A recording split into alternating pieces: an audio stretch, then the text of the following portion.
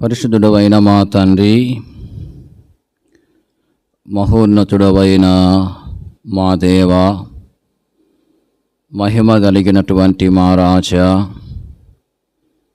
మీ పాద సన్నిధిలో చేరి మీ ప్రియ కుమారుడు మా రక్షకుడైన యేసుక్రీస్తు నామమున మీకు స్తోత్రమును చెల్లిస్తూ ఉంటున్నాం. ఇంతవరకు ఈ పరిచర్యలో మీరు మాకు సహాయం చేస్తూ వచ్చిన విధానము కొరకు స్తోత్రములు. ఈ సమయంలో నిలబడుతున్న మీ దాసుని మీరు కరుణించండి. అయోగ్యుడను నిష్ప్రయోజకుడను నాయన, మీ సన్నిధి నిలిచి పరిచర్య చేయుటకు ఏమాత్రము అర్హత లేనివాడను. మీరు నన్ను కరుణించి మీ కలవరి సిలువ రక్తము చేత మీరు నన్ను కడిగి పవిత్రపరచండి. మీ సిలువ చాటును మరుగుపరుచుకొని మీ ఆత్మ పూర్ణిగా చేసి మీరు అభిషేకించి వాడుకొనమని మీకు మనవి చేస్తూ ఉంటున్నాం. ఇదిగో నేను ఆదుకున్న సేవకుడు అని మీ వాక్యను రాయబడిన మాటను మీరు నా పక్షంగా నెరవేర్చండి. ఇదిగో నీ నోట నా మాటలు ఉంచి ఉన్నానని మీరు సెలవిచ్చిన మాటను మీరు నా పక్షంగా నెరవేర్చండి. ప్రభువా, మీ పరలోకపు సింహాసనము నుండి మీ స్వరాన్ని మాకు వినిపించండి. ఓ దేవా, మీ వాక్యము ద్వారా మేమెంతో ఆదరించబడ్డానికి, ధైర్యపరచబడ్డానికి, బలపరచబడ్డానికి కృపను చూయించండి. అయ్యా, మీ వాక్యము ద్వారా మాలో ఉన్న లోపాలను మేము గ్రహించి సరిచేసుకున్నట్లుగా కూడా మాకు మీ సహాయమును దయచేయండి. దేవా, ఈ ఆవరణం అంతటిని పరిశుద్ధపరచండి. అపవాది క్రియలను లయపరచుటకే దేవుని కుమారుడు ప్రత్యక్షమాయనని మీ వాక్యంలో రాయబడిన మాట ప్రకారము అపవాది క్రియలన్నింటినీ మీరు లయపరచండి. మీరే అన్ని విషయాలు మహిమ పొందుతూ రమ్మని మీ కృప కలిగిన హస్తములకు మమ్మల్ని అప్పగించుకుంటూ మిమ్మల్ని స్తుతిస్తూ యేసుక్రీస్తు ప్రభు నామమున ప్రార్థించి స్తుతించి వేడుకొనుచున్నాం తండ్రి, ఆమేన్. ఈ సమయంలో పరిశుద్ధ గ్రంథంలో నుండి ఇద్దరు రాజులను గురించి మనం చూద్దాం. ఆ ఇద్దరు రాజులు ఏం చేస్తూ వచ్చారో మనము పరిశుద్ధ గ్రంథంలో నుండి చూద్దాం. మొదటిగా యెహోరాము అనే రాజును గురించి మనము చూద్దాం. పరిశుద్ధ గ్రంథంలో నుండి దినవృత్తాంతములు 2వ గ్రంథము 21వ అధ్యాయము 11వ వచనాన్ని అందరం కలిసి చదువుకుందాం. దినవృత్తాంతములు 2వ గ్రంథము 21వ అధ్యాయము 11వ వచనాన్ని అందరం కలిసి చదువుకుందాం. మరియు అతడు యోదా పర్వతముల యందు బలిపీఠములను కట్టించి యెరూషలేము కాపురస్తులు దేవుణ్ణి విసర్జించున్నట్లు చేసెను. యోదా వారిని విగ్రహ పూజకు లోపరిచెను. మనం చదువుకుంటూ వచ్చిన ఈ వాక్య భాగములో యెహోరాము అనే రాజును గురించి వ్రాయబడి ఉంది. ఈయన ఎవరు అంటే యెహోషాపాతు రాజు యొక్క కుమారుడు. ఈ యొక్క యెహోరాము అనే రాజు ఏం చేస్తూ వచ్చాడో ఈ వచనములో వ్రాయబడి ఉంది. మనం చూస్తూ ఉంటున్నాం. అతడు యోదా పర్వతముల యందు బలిపీఠములను కట్టించి యెరూషలేము కాపురస్తులు దేవుణ్ణి విసర్జించున్నట్లు చేసెను అనే మాటను గమనించండి. యెహోరాము అనే ఈ రాజు యోదా పర్వతముల యందు బలిపీఠాలను కట్టించి యెరూషలేము కాపురస్తులు దేవుణ్ణి విసర్జించున్నట్లుగా చేస్తూ వచ్చాడు. యెరూషలేము కాపురస్తులు దేవుణ్ణి విసర్జిస్తూ వచ్చారు. యెరూషలేము కాపురస్తులు దేవుణ్ణి విసర్జించున్నట్లుగా ఎవరు చేశారు అంటే యెహోరాము అనే రాజు. అంటే వారిని పరిపాలిస్తున్నటువంటి యెహోరాము అనే రాజు ఆ యెరూషలేము కాపురస్తులను మరి దేవుణ్ణి విసర్జించున్నట్లుగా చేస్తూ వచ్చాడు. ఆ రాజు చేత ఈ యొక్క యెరూషలేము కాపురస్తులు దేవుణ్ణి విసర్జించున్నట్లుగా చేయబడ్డారు. పరిశుద్ధ గ్రంథములో మనము గమనించవచ్చు, దేవుణ్ణి విసర్జించడం ద్వారా కొన్ని నష్టాలు కలుగుతాయని చెప్పి వ్రాయబడి ఉంది. పరిశుద్ధ గ్రంథములో దేవుణ్ణి విసర్జించడం ద్వారా కొన్ని నష్టాలు కలుగుతాయని వ్రాయబడ్డట్లుగా మనము గమనించవచ్చు. చూడండి, కొన్ని నష్టాలను మనము చూద్దాం. ఇదే అధ్యాయములో 10వ వచనం, కాగా నేటి వరకును జరుగుచున్నట్టు ఎదోమీయులు యోదావారి చేతి క్రింద నుండక తిరుగుబడిరి. యెహోరాము తన పితరుల దేవుడైన యెహోవాను విసర్జించినందున ఆ కాలమందు లిబ్నాయును అతని చేతి క్రింద నుండి తిరగబడెను. ఇక్కడ యెహోరామును గురించి రాయబడి ఉంది. యెహోరాము తన పితరుల దేవుడైన యెహోవాను విసర్జిస్తూ వచ్చినట్లుగా మనము చూస్తూ ఉంటున్నాం.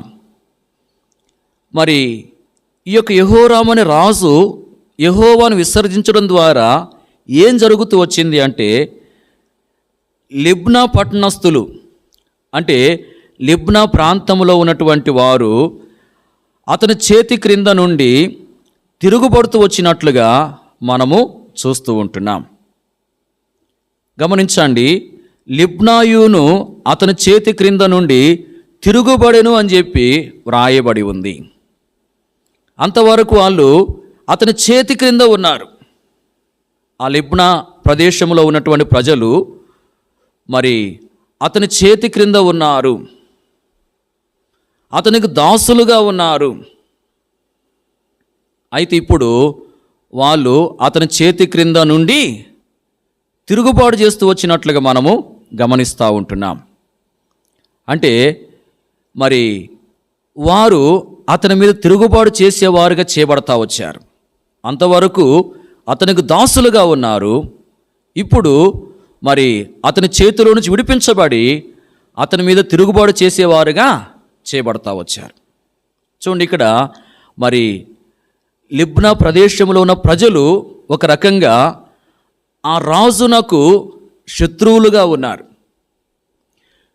శత్రువులుగా ఉన్నటువంటి వీళ్ళు మరి అప్పటి వరకు అతని చేతి క్రిందే ఉండి అతడు చెప్పినట్లుగా చేస్తూ వచ్చారు. ఈ యొక్క రాజు ఎప్పుడైతే యెహోవాను విసర్జించాడో అప్పుడు ఆ శత్రువులు అతని చేతి క్రింద నుండి విడిపించబడి మరి అతని మీద తిరుగుబాటు చేస్తూ వచ్చారు. చూడండి, శత్రువులు మరి అతని మీద తిరుగుబాటు చేసేవారుగా చేయబడ్డారు. దేన్ని బట్టి అంటే అతడు యెహోవాను విసర్జిస్తూ వచ్చిన దాన్ని బట్టి. అలాగే పరిశుద్ధ గ్రంథములో ఇంకొక మాట చూద్దాం. దినవృత్తాంతములు 2వ గ్రంథములోనే 12వ అధ్యాయము 5వ వచనం,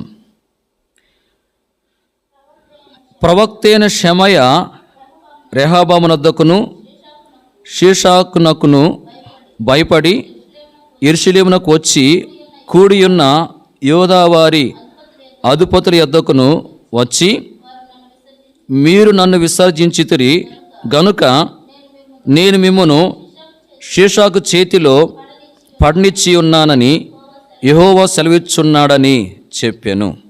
చూడండి, ఇక్కడ మరి షెమయా ప్రవక్త ద్వారా యెహోవా సెలవిస్తూ వచ్చిన మాటలను మనము గమనిస్తూ ఉంటున్నాం. మరి రెహబాము అనే రాజునకు అలాగే యోదావారి అధిపతులకు ఈ మాటలు ప్రకటించబడుతూ వచ్చినాయి. ఆ ప్రభు ఏమంటూ వచ్చాయంటే, మీరు నన్ను విసర్జించితిరి గనుక నేను మిమ్మును షీషాకు చేతిలో పడనిచ్చి ఉన్నాను అని చెప్తూ ఉంటున్నాడు. అంటే షీషాకు అంటే ఐగుప్తు రాజుగా ఉన్నాడు. ఆ రాజు మరి ఈ యొక్క యోధా వారికి శత్రువు. మరి ఈ యొక్క రెహబాము అలాగే యోధా ప్రజలు మరి అధిపతులు వీళ్ళందరూ ఏం చేశారంటే యెహోవాను విసర్జిస్తూ వచ్చారు. యెహోవాను వారు విసర్జిస్తూ వచ్చిన దాన్ని బట్టి వారు ఏం చేయబడ్డారంటే శత్రువు చేతిలో పడిపోయినారు. అంటే శత్రువు చేతికి వాళ్ళు చిక్కినారు. ఇక్కడ రాయబడింది మరి షీషాకు చేతిలో పడనిచ్చి ఉన్నాను అని ప్రభు చెప్తూ వచ్చినటువంటి మాట. షీషాకు చేతిలో పడనిచ్చి ఉన్నాను అంటే శత్రువు యొక్క చేతులు వాళ్ళు పడిపోయి వారెంతో నష్టపోయినటువంటి వారుగా ఉన్నట్లు మనం వాక్యంలో గమనించవచ్చు. అలాగే ఇంకొక మాట మనం చూద్దాం. ఇదే మరి దినవృత్తాంతం 2వ గ్రంథములో 15వ అధ్యాయము 2వ వచనం. 15వ అధ్యాయము 2వ వచనం. ఆస యోధావార్లారా బెన్యామీనులారా మీరందరూ నా మాట వినుడి. మీరు యెహోవా పక్షపు వారైన ఎడల ఆయన మీ పక్షమున ఉండును. మీరు ఆయన యొద్ద విచారణ చేసిన ఎడల ఆయన మీకు ప్రత్యక్షమగును. మీరు ఆయన్ని విసర్జించిన ఎడల ఆయన మిమ్మును విసర్జించును. ఇక్కడ గమనించండి, మరి ఇక్కడ ఒక ప్రవక్త ఆసారాజునకు యోధా వారికి బెన్యామీనులకు ప్రకటిస్తూ వచ్చిన మాటలను మనము గమనిస్తూ ఉంటున్నాం. దేవుని ఆత్మ ఓదేదు కుమారుడైన అజర్యా మీదకి వచ్చినప్పుడు మరి అతడు పలుకుతూ వచ్చినటువంటి మాటలు ఇవి. ఏమని అతడు పలుకుతూ వచ్చాయంటే మీరు ఆయన్ని విసర్జించిన ఎడల ఆయన మిమ్మును విసర్జించును. అంటే మీరు దేవుణ్ణి విసర్జిస్తే దేవుడు మిమ్మల్ని ఏం చేస్తాడు? విసర్జిస్తాడు. చూడండి, ఎవరైతే దేవుని విసర్జిస్తారో వారు దేవుని చేత ఏం చేయబడతారు? విసర్జించబడతారు. గమనించండి, వాక్యంలో మనం చూస్తూ వచ్చాము దేవుణ్ణి విసర్జించడం ద్వారా కలిగే నష్టాలను. వాక్యంలో మనం గమనిస్తూ వచ్చాము యెహోరాము అనే రాజు దేవుణ్ణి విసర్జించిన దాన్ని బట్టి శత్రువులు అతని మీద తిరుగుబాటు చేస్తూ వచ్చారు. అలాగే రెహబాము రాజు యోధా ప్రజలు అధిపతులు యెహోవాను విసర్జిస్తూ వచ్చిన దాన్ని బట్టి వారు శత్రువు చేతిలో పడినారు. అలాగే మరి మూడో విషయాన్ని మనం చూస్తూ వచ్చాము, మీరు యెహోవాను విసర్జించిన ఎడల అంటే మీరు ఆయన్ని విసర్జించిన ఎడల ఆయన మిమ్మును విసర్జించును అనే మాట. అంటే దేవుణ్ణి మనం విసర్జిస్తే దేవుడు మనల్ని ఏం చేస్తాడు? విసర్జిస్తాడు. గమనించండి, దేవుణ్ణి విసర్జించడం ద్వారా శత్రువులు మనపై తిరుగుబాటు చేసే అవకాశం ఉంది. శత్రువులు మనపై తిరుగుబాటు చేస్తే మనం ఎంతో నష్టపోతాం. అలాగే దేవుణ్ణి విసర్జించడం ద్వారా శత్రువు చేతిలో మనం పడిపోతాము. శత్రువు చేతిలో మనం పట్టడం ద్వారా నష్టం జరుగుతుంది. దేవుని విసర్జించడం ద్వారా మరి దేవుడు మనల్ని విసర్జిస్తాడు. దేవుడు మనల్ని విసర్జిస్తే మనకెంతో నష్టం కలుగుతుంది. గమనించండి, దేవుని ప్రజలు దేవుణ్ణి విసర్జించేవారుగా ఉంటే ఇలాంటి నష్టాలు కలుగుతాయని వాక్యం తెలియపరుస్తూ ఉంది. పరిశుద్ధ గ్రంథంలో మనం చూస్తూ వచ్చాము, యెహోరాము అనే రాజు యెరూషలేము కాపురస్తులు దేవుణ్ణి విసర్జించున్నట్లుగా చేశాడు. యెరూషలేము కాపురస్తులు ఏం చేయబడ్డారంటే దేవుణ్ణి విసర్జించిన వారుగా చేయబడ్డారు. ఆ రాజు ఆ విధంగా వారిని చేశాడు. వారు దేవుణ్ణి విసర్జించినట్లుగా చేయబడ్డారు అంటే వారి జీవితంలో ఎంతో వారు నష్టపోయి ఉంటారు. మనం కూడా ఈ లోకంలో మరి కొంతమంది చేత దేవుణ్ణి విసర్జించే వారముగా చేయబడే అవకాశం ఉంది. మన బంధువుల చేత కానీ, మన స్నేహితుల చేత కానీ, మన ఇరుగు పొరుగు వారి చేత కానీ, మనతో ఉండేవారి చేత కానీ మనము కొన్నిసార్లు దేవుణ్ణి మరి విసర్జించే వారంగా చేయబడే అవకాశం ఉంది. కాబట్టి మన జీవితంలో జాగ్రత్త పడాలి. ఎవరి చేతనైనను మనము దేవుణ్ణి విసర్జించే వారముగా చేయబడకుండా మనం ఉండాలి. కాబట్టి ప్రభువుని అడగాలి, ప్రభువా నా జీవితంలో ఎవరి చేతనే గాని నేను మిమ్మల్ని విసర్జించేవానిగా చేయబడకుండా నన్ను కాపాడు ప్రభువా అని మనము ప్రభువుని వేడుకునే వారముగా ఉండాలి. గమనించండి, యెహోరాము అనే రాజు ఏం చేస్తూ వచ్చాడో మనం చూస్తూ వచ్చాము. ఏం చేశాడు ఆ రాజు? యెరూషలేము కాపురస్తులు దేవుణ్ణి విసర్జించున్నట్లుగా చేశాడు. యెరూషలేము కాపురస్తులు దేవుణ్ణి విసర్జించున్నట్లుగా చేయబడ్డారు. దాని ద్వారా వారికి ఎంతో నష్టం కలుగుతూ వచ్చింది. అలాగే రెండో విషయాన్ని మనం చూద్దాం. చూడండి, దినవృత్తాంతములు 2వ గ్రంథము 34వ అధ్యాయము 33వ వచనం. మరియు యోషియా ఇశ్రాయేలీలకు చెందిన దేశములన్నిటిలో నుండి హేయమైన విగ్రహములన్నిటిని తీసివేసి ఇశ్రాయేలు అందరూ తమ దేవుడైన యెహోవాను సేవించున్నట్లు చేసెను. అతని దినములన్నీ వారు తమ పితరుల దేవుడైన యెహోవాను అనుసరించుట మానలేదు. ఈ వచనములో యోషియా అనే రాజును గురించి వ్రాయబడి ఉంది. ఇక్కడ యోషియా అనే ఈ యొక్క రాజు చేసిన కార్యాన్ని గురించి మనము గమనిస్తూ ఉంటున్నాం.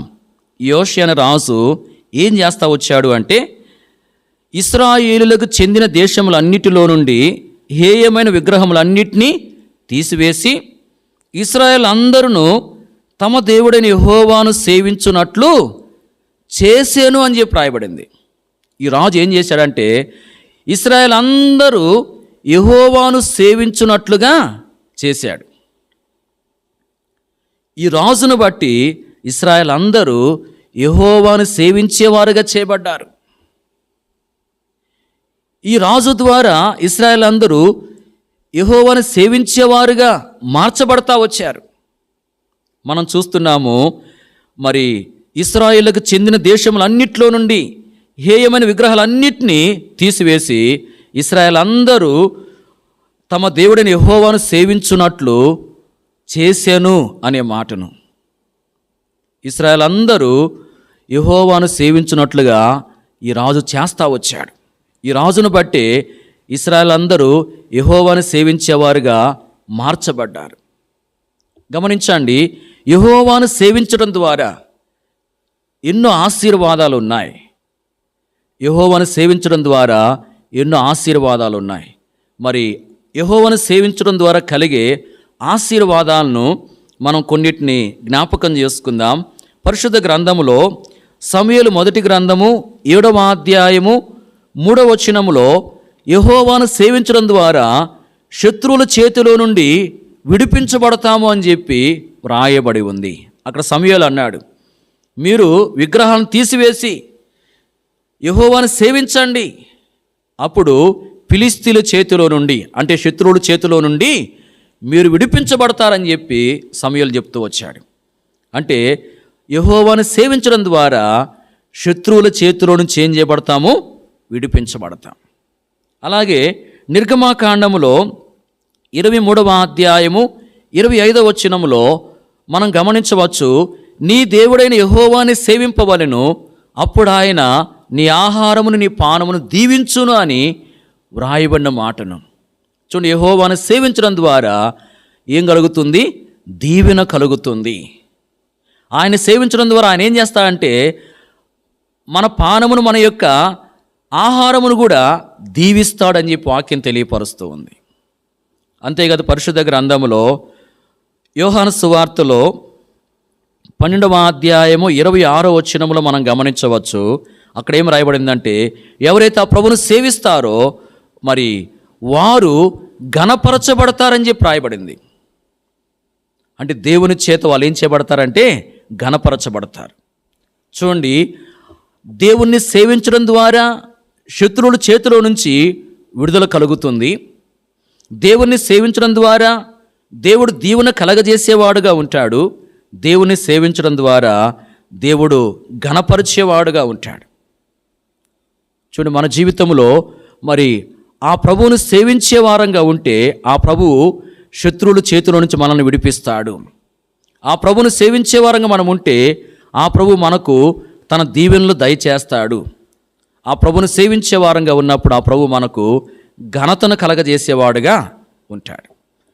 గమనించండి, ప్రజలు ప్రభువుని సేవించేవారుగా ఉండడం ద్వారా ఈ ఆశీర్వాదాలన్నీ కూడా ఆ ప్రభు వారికి దయచేసేవాడుగా ఉంటాడని వాక్యం తెలియపరుస్తూ ఉంది.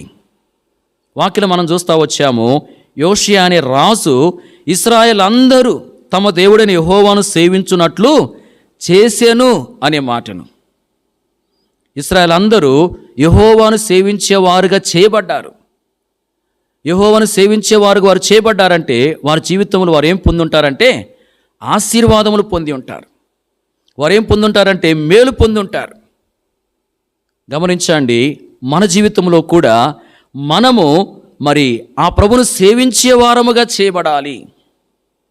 ఆ ప్రభువును సేవించే వారంగా చేయబడి ఆ ప్రభువును సేవించడం ద్వారా అనుగ్రహించబడే ఆశీర్వాదాలను మనము పొందుకోవాలని వాక్యం తెలియపరుస్తూ ఉంది. గమనించండి, పరిశుద్ధ గ్రంథంలో నుండి మరి ఇద్దరు రాజులను గురించి మనం చూస్తూ వచ్చాము. ఇద్దరు రాజులు ఏం చేస్తూ వచ్చారో మనము చూస్తూ వచ్చాము. మొదటిగా ఏ రాజుని గురించి చూసామంటే యెహోరాము అనే రాజుని గురించి మనం చూస్తూ వచ్చాం. ఈ రాజు ఏం చేశాడు అంటే యెరూషలేము కాపురస్తులు దేవుణ్ణి విసర్జించున్నట్లుగా చేశాడు. అంటే ఈ రాజును బట్టి యెరూషలేము కాపురస్తులు దేవుణ్ణి విసర్జించిన వారుగా చేయబడ్డారు. దాని ద్వారా వారికి నష్టం కలిగి ఉంటుంది. రెండవ రాజుని ఎవరిని చూసామంటే యోషియా అనే రాజుని గురించి మనం చూస్తూ వచ్చాం. మరి యోషియా అనే రాజు ఇశ్రాయేల్ అందరూ తమ దేవుడైన యెహోవాను సేవించున్నట్లుగా చేశాడు. వారు మరి యెహోవాను సేవించేవారుగా చేయబడ్డారు. దాని ద్వారా వారికి ఏం కలిగింది? మేలు కలుగుతూ వచ్చింది. గమనించండి, మరి ఈ రెండు సందర్భాల ద్వారా మనకు ఇవ్వబడుతున్న వర్తమానం ఏంటంటే మనము దేవుణ్ణి విసర్జించే వారముగా చేయబడకూడదు. మనము దేవుణ్ణి సేవించే వారముగా చేయబడాలి. గమనించండి, మనము దేవుణ్ణి విసర్జించే వారముగా చేయబడి నష్టపోకూడదు. మనము దేవుణ్ణి సేవించే వారముగా చేయబడి ఆశీర్వాదాన్ని పొందుకోవాలి. కాబట్టి మన జీవితంలో మరి ప్రభువుని మనం వేడుకోవాలి. ప్రభువా, నేను మిమ్మల్ని విసర్జించేవానిగా చేయబడి నష్టపోకుండా నన్ను కాపాడు ప్రభువా అని ప్రార్థన చేసుకోవాలి. అలాగే ప్రభువా, నేను నిన్ను సేవించేవానిగా చేయబడి నీ ద్వారా మేలు పొందినట్లుగా నాకు సహాయం చేయి ప్రభువా అని ప్రభుని మనము ప్రార్థించుకునే వారముగా ఉండాలి. ఆ విధంగా ప్రభు మనను సిద్ధపరచునుగాక.